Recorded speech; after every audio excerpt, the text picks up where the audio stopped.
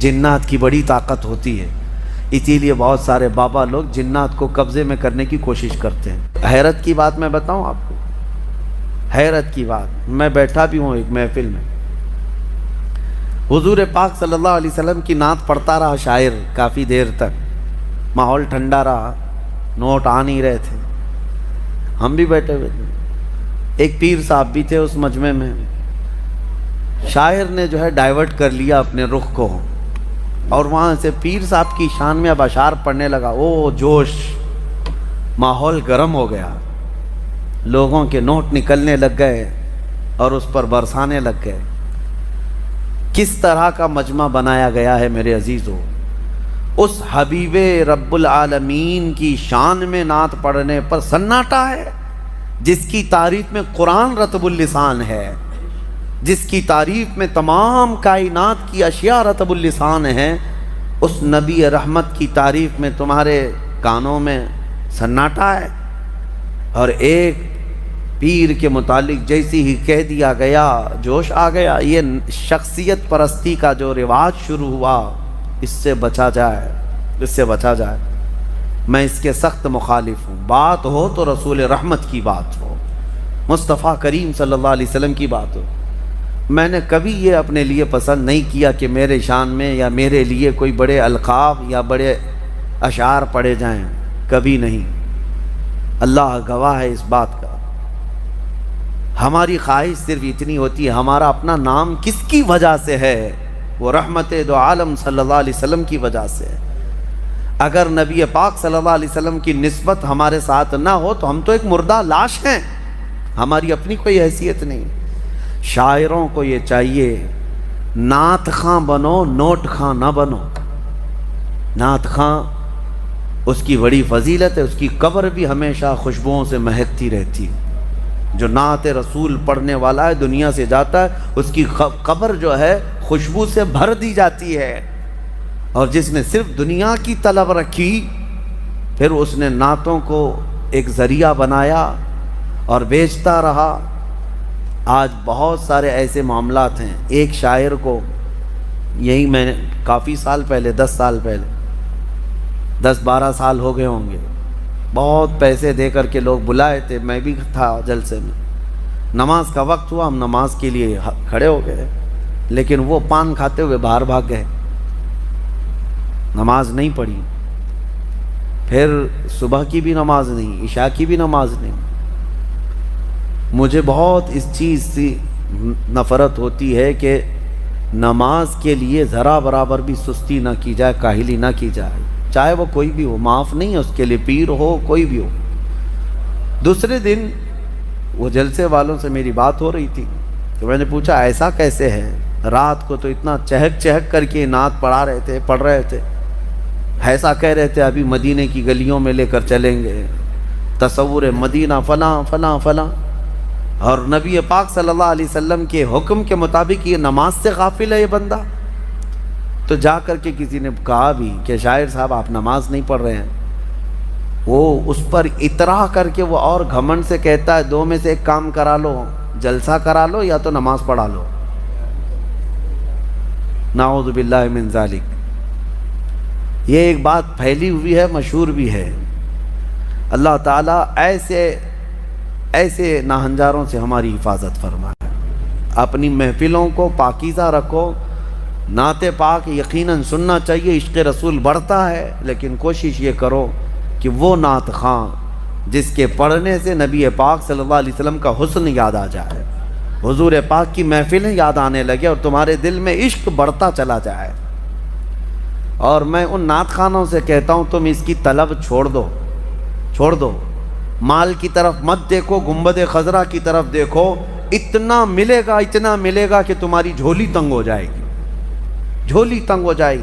بڑے بڑے اور بھی نعت خواں ہیں جن سے ہماری ملاقات ہے، الحمدللہ انہوں نے کبھی مطالبہ نہیں کیا، لیکن اللہ کے حبیب کی بات کرتے ہیں تو اتنا انہیں نوازا گیا ہے کہ وہ اب خود دوسروں کو نوازتے ہیں۔ یہ بھی میرے سامنے موجود ہے۔ میں ان سے کہتا ہوں کہ تم طلب مت رکھو، میرے آقا جو دیتے ہیں ان کے دربار سے جو ملتا ہے وہ بہت ہوتا ہے، بہت ہوتا ہے۔ اللہ کریم ہمیں بے نیاز رکھے۔ السلام علیکم ورحمۃ اللہ وبرکاتہ۔ میرے پیارے ناظرین، کیا جنات بھی عورتوں کے ساتھ ہم بستری کرتا ہے؟ جس طرح عورت مرد پہ عاشق ہو جاتے ہیں، اسی طرح جنات بھی عورتوں پہ کیا عاشق ہو جاتی ہے؟ اور کیا جو آج کل پیار محبت میں ہوتا ہے، کیا جنات بھی ان کے ساتھ وہی کرتا ہے؟ آپ سب سے پہلے مفتی سلمان اظہری صاحب کے زبان سے بیانات کو سماعت کر لیجئے، اس کے بعد آپ کی غلط فہمی دور ہو جائے گی۔ بس سورہ نمل آخری سورہ جو ہم نے تلاوت کی، چونٹی کے نام سے سورہ ہے، نمل چونٹی کو کہتے ہیں۔ اور ایک واقعہ اس میں ذکر ہوا ہے حضرت سلیمان علیہ السلام کا، کہ اللہ تعالیٰ نے سلیمان علیہ السلام کو ہر جانور، ہر پرندے کی بولی سکھائی تھی۔ وہ اللہ کے نبی سارے پرندوں کی بولیاں جانتے تھے۔ ان کا ایک واقعہ بھی موجود ہے کہ وہ اپنی مجلس جب سجاتے تو سارے پرندوں کو، سارے جانوروں کو حاضر ہونے کا حکم دیتے، سب آ جاتے۔ ایک مرتبہ سب کو حاضر ہونے کا حکم دیا، جنات بھی، انسان بھی، پرند بھی، چرند بھی، جانور بھی، سارے پوری محفل کو دیکھتے ہیں۔ سلیمان علیہ السلام نظر ڈالتے ہیں اور کہتے ہیں اس میں ایک پرندہ غائب ہے جس کا نام ہدہد ہے، کہاں ہے یہ؟ وہ نظر نبی کی نظر ہے، امتی تو سب تھے لیکن جانوروں میں سے ایک پرندہ حاضر نہیں تھا۔ کہتے ہیں کہ مالی لا ار الہدہد، کہاں ہے؟ میں ہدہد کو نہیں دیکھ پا رہا ہوں، کہاں گیا ہے؟ اگر یہ غائب ہے بغیر بتائے، لأعذبنہ عذابا شدیدا، میں اسے سخت ترین سزا دوں گا۔ اگر وہ میرے بغیر بتائے گیا، کلاس سے غیر حاضر ہو رہا ہے بغیر بتائے۔ تو سلیمان علیہ السلام نے جیسی کہا، سبوں نے کہا کہ اے اللہ کے نبی وہ غائب ہے، مجلس میں نہیں ہے۔ تھوڑی ہی دیر کے بعد ہانپتا کانپتا یہ ہدہد آ گیا۔ ہدہد ایک پرندہ ہے، آ گیا، کہا اے اللہ کے نبی معذرت، مجھے معاف کریں، میں اڑتے اڑتے ایک ایسے وطن میں گیا تھا جہاں میں نے ایک عورت کو دیکھا کہ وہ بادشاہ بنی ہوئی ہے لوگوں کی، اور وہ حکومت کر رہی ہے، اور اس کا حال یہ وجدتھا وقومھا یسجدون للشمس، اس کی پوری قوم جو ہے سورج کی عبادت کر رہے ہیں۔ پرندہ تعجب کر رہا ہے لوگوں پر، پرندہ تعجب کر رہا ہے، سورج کی پوجا کرنے والوں کو میں دیکھ کر کے آیا۔ وہ پرندہ ہمارے ملک میں آتا تو کتنا تعجب کرتا، کیا کیا پوجا کر رہے ہیں۔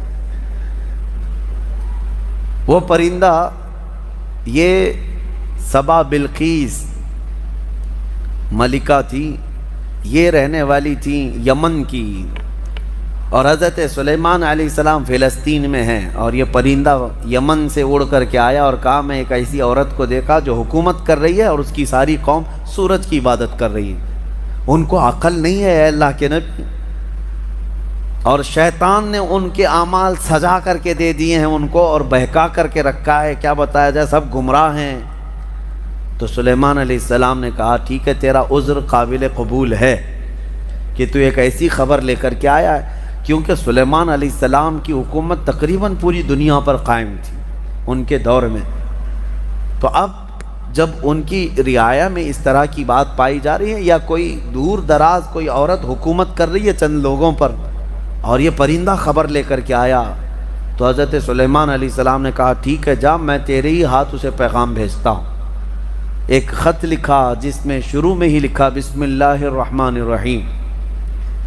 یہ خط لے کر کے اس کو کہا کہ جا اس سے کہہ دے کہ تو اور تیری قوم یہ سورج کی عبادت چھوڑ کر اللہ وحدہ لا شریک کی عبادت کریں۔ تو یہ خط جب گیا تو یہ ہدہد جا کر کے وہ ملکہ سبا بلقیس کے پاس خط چھوڑ دیا۔ بلقیس نے خط اٹھا کر پڑھا اور پھر ڈر گئی کہ سلیمان کی طرف، وہ بادشاہ تھے اس وقت کے، سلیمان علیہ السلام کی طرف سے خط آیا، اپنے درباریوں کو بلایا، کہا کیا کروں، مشورہ دو۔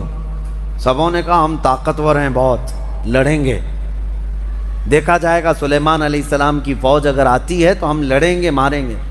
بلقیس نے کہا نہیں، لڑائیوں میں نقصان کے علاوہ کچھ نہیں ہوتا، شہر کے شہر تباہ ہو جاتے ہیں، اگر وہ اپنی فوج لے کر ہمارے علاقے میں آئے تو سب مر جائیں گے، شہر بھی برباد ہوگا، ایک کام کرتی ہوں، اکثر بادشاہ ٹیکس کے لیے یہ سب کرتے ہیں، یعنی جیسے یہاں پر بھی ہوتا تھا کہ علاقے فتح کرتے تھے اور اس علاقے کا جو نواب ہوتا یا راجہ ہوتا اگر وہ ٹیکس دینے لگ جائے تو چھوڑ دیا جاتا۔ تو بلقیس کہتی ہے کہ دیکھتے ہیں بڑے بڑے ہدیے تحفے اور مال دے کر سلیمان علیہ السلام کو بھیج دیں گے کہ سال میں ہم لوگ اتنا دیتے رہیں گے، ہمیں چھوڑ دیجیے۔ کہا سب لوگوں نے یہ مشورہ پسند کیا اور پھر بہت سارے تحفے اور ہدایہ لے کر کے لوگ سلیمان علیہ السلام کے پاس آئے۔